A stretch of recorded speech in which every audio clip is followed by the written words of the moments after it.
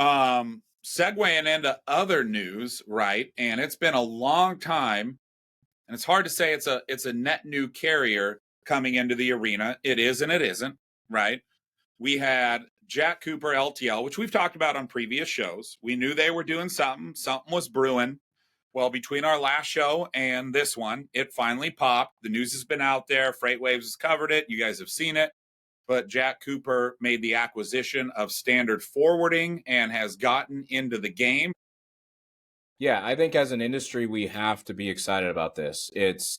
If you look at, very optimistically how this could pan out, you've got this little Midwestern carrier, Standard Forwarding, that, has been around a long time. I think if not 100 years, close to it.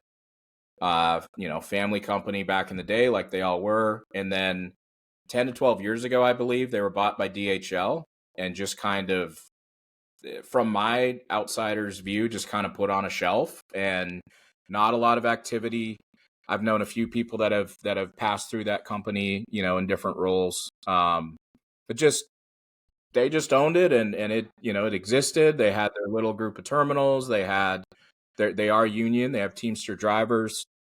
But it is exciting to think, okay, if you now have, the brain power of all these yellow and in a lot of cases ex-roadway people that are still in the game, you got the resources of a much bigger, more transportation, road transportation centric company like Jack Cooper.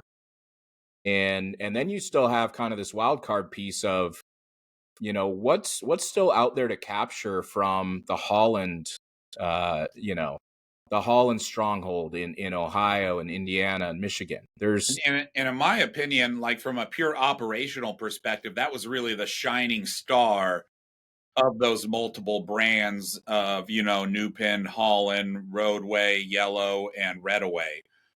They did a terrific job up there, did for a long time. It was reminiscent of when Central Freight Lines was crushing the Texas market, right? Yep, they just did a good job in their localized region.